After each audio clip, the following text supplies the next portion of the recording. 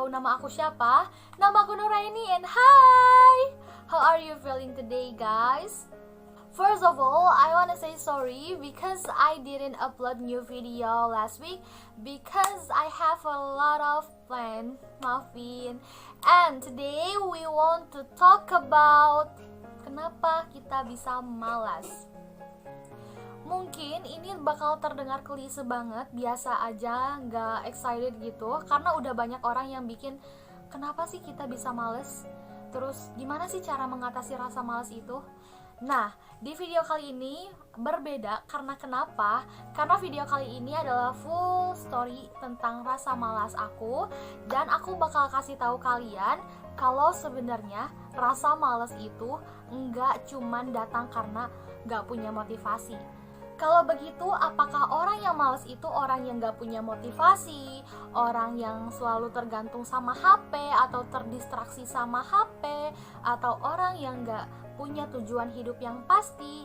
Mereka udah jelas malas.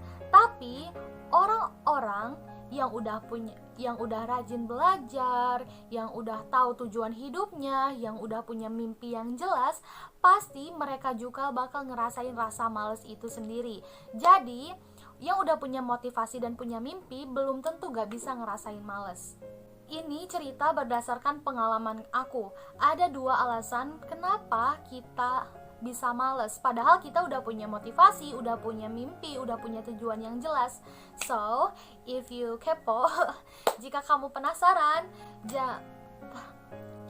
but sebelum ke videonya, alangkah baiknya kalian jangan lupa untuk like, comment, dan subscribe, and juga jangan lupa untuk follow Instagramku. So, if you have done, let's get started. Alasan pertama kenapa aku bisa males adalah ketika aku punya banyak banget jadwal. Ya bener. Kenapa aku masukin ini ke dalam kategori yang buat aku bikin rasa males gitu, ningkatin rasa males aku? Ya because ketika aku punya plan banyak banget dan aku harus bisa ngelakuin itu di satu hari. Ketika aku udah bikin to-do list, ya of course aku harus ngelakuin itu dong. Dan ketika aku terlalu banyak banget menuntut diri sendiri untuk ngelakuin banyak hal di satu hari, itu yang ada buat energi aku drop, dan akhirnya aku bakal ngerasa capek. Badan aku tuh capek banget, aku pengen tidur, akhirnya kebablasan. Sudah biasa, Bung. Kalian juga pasti bakal ngerasain gimana sih ketika hari kalian itu hari kalian itu dipakai untuk full ngerjain to-do list kalian. Kalian tuh sibuk banget satu hari itu, dan akhirnya buat kamu bakal ngerasa capek banget hari ini, aku pengen banget tiduran, I want to take my time gitu. Pasti bakal kayak gitu. Dan akhirnya ketika aku paksa untuk belajar, informasi-informasi yang aku dapat dari buku itu, yang aku coba pelajari itu mental lagi di otak. Kayak, gak mau nerima gitu. Tipsnya adalah buat planning dengan cermat. Jangan masukin kegiatan-kegiatan yang sekiranya kamu gak bisa lakuin hari itu. Yang ada itu bakal buat kamu ke pressure. Aku harus ngelakuin ini. Padahal kamu harus tahu prioritas deadline-nya tuh yang mana yang harus diduluin. Kamu juga bisa menggunakan diagram waktu kayak di samping ini. Tujuannya untuk mengefisiensikan waktu kamu dan juga agar lebih terplanning dan tertata dengan baik. Kadang gitu ya, aku juga ide gitu, satu hari aku pakai untuk ngelakuin 21 kegiatan habit aku, terus to-do list aku lakuin gitu ya semuanya. Dan endingnya itu aku gak nyelesain itu semua because aku rasa aku capek, aku butuh istirahat, I need to take my time gitu. Oh my god. Di sini kita dituntut untuk bisa manajemen waktu, terus mengatur energi kita, dan juga memplanning dengan cermat. Biar kita ngerasa nggak males gitu. Kita rasa kita tuh udah ngeluarin energi dengan cukup, waktu kita dengan cukup. Kita juga nggak terlalu stres mikirin ini itu gitu deh ya. Oke, lanjut. Alasan kedua kenapa kita bisa males adalah ketika ada hal yang lebih kita prioritaskan selain mengejar mimpi kita. Hal ini adalah sesuatu yang bisa mengalihkan fokus kamu untuk mengejar mimpi kamu. Dalam menggapai mimpi, kita harus semangat, kita harus tetap tegar, kita juga harus berpikir positif tentang segala sesuatu yang terjadi di diri kita. Maybe mungkin kadang-kadang kita juga overthinking gitu ya, but itu overthinking itu nggak akan aku bahas di sesi ini, so skip. Contohnya tuh kayak kamu diajak main sama teman kamu ketika lagi masa-masa mau ujian, dan alhasil kamu tuh harus untuk memutuskan nggak ikut dulu karena kamu harus fokus sama mimpi kamu, harus fokus sama tujuan kamu. Dan biasanya kegiatan-kegiatan atau distraksi-distraksi ini pastinya itu yang buat kayak sifat kesenangannya tuh sementara gitu, nggak ada kaitannya sama goals kamu, nggak ada kaitannya sama tujuan hidup kamu dan jati diri kamu. Makanya kamu harus bijak-bijak untuk memutuskan segala sesuatu. Tips dari aku adalah putuskan apa yang mengikat. Maksudnya tuh kayak gimana? Mengikat apa? Mengikat orang, mengikat waktu, mengikat hewan, atau gimana? Jadi gini guys, kita itu punya dua pilihan, yaitu mau lanjut atau mau berhenti aja atau mau memutuskan gitu. Nah, kita tuh harus ngambil langkah memutuskan gitu. Ya, sesuatu yang gak sesuai sama misi visi kita itu ya udah gitu, gak usah kamu terusin, karena itu bakal ngedistrak kamu jauh dari jati diri kamu, mimpi kamu. Kamu yang punya kendali atas diri kamu, jadi kamulah yang harus bisa kontrol diri kamu. Misalnya ketika kamu ada di lingkungan yang toksik dan kamu tuh sebenarnya biasanya untuk gabung sama anak-anak yang rajin, anak-anak yang suka baca buku, yang baik, terus yang kalau pola pikirnya tuh berkembang sehat gitu lah ya. Nah, ketika kamu ada di posisi ada di lingkungan yang toksik itu, kamu otomatis harus berbaur dengan orang toksik itu juga. Nah, kamu harus punya benteng diri.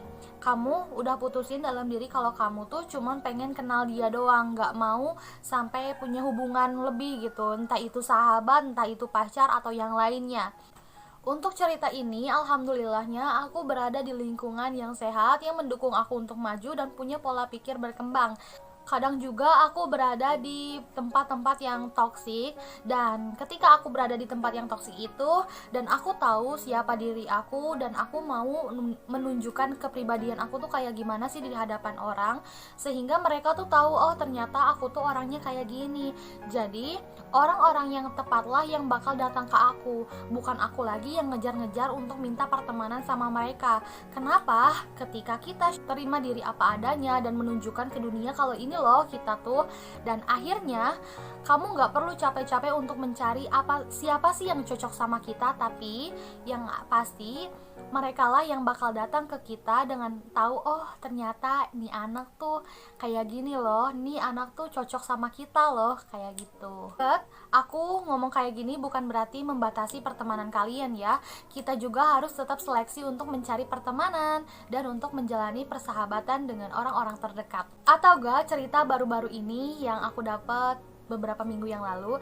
Jadi beberapa minggu lalu tuh aku dekat sama seseorang, dan orang itulah yang buat aku ngerasa aku tuh males, aku tuh ada di titik gak punya semangat untuk ngegapai mimpi-mimpi aku. Kayak kerjanya tuh, pekerjaan aku, to-do list aku tuh dinanti-nanti kerjaannya tuh. Dan alhasil setelah 1 bulan aku dekat sama dia dan aku ngerasa dong, aku kayak lebih aware gitu sama diri sendiri. Aku jadi memutuskan untuk oh udah nih, aku nggak benar nih kalau sama dia. Ya memang dia nggak ada salah apa-apa sama aku, tapi aku sendiri yang nggak bisa kontrol diri aku untuk dekat sama dia. Dan alhasil otak aku ini malah mikirin dia, bukan malah mikirin mimpi-mimpi aku. Dan mimpi-mimpi aku jadi nomor keberapa gitu. Karena itulah aku putuskan untuk gak punya hubungan lagi sama dia, dan aku putuskan tali yang mengikat aku, mengikat pikiran aku sama dia, biar aku lebih aku lebih bebas, aku punya mimpi aku punya apa sih yang harus aku prioritaskan. Tips selanjutnya adalah meditation and journaling. Kenapa aku bilang gini? Karena meditation dan journaling itu udah satu paket. Kalau kamu pengen journaling ya harus meditasi dulu. Kita harus ada di posisi tenang dulu, baru kita bisa nge-write down apa aja yang di pikiran kita, apa aja yang mengganggu kita, dan gimana cara menyelesaikannya. Hal ini cocok banget untuk menentukan apa sih yang mengganggu pikiran kita, apa sih yang buat rasa males itu datang sama kita. Di sini kita harus bisa untuk aware, lebih sadar, oh ternyata aku tuh males tuh karena ini loh. Jadi kita harus tahu sebenarnya orang-orang yang udah ada motivasi itu belum tentu gak bisa males. And last, akhirnya ada di penghujung video ini yang panjang. So, makasih banget buat kalian yang udah nonton sampai akhir. I love you. Dan ya, seperti biasa, jangan lupa untuk di-share ke semua social media kalian. Dan juga semoga tips dan cerita aku tadi bermanfaat buat kamu. So, see you in the next video. Bye-bye.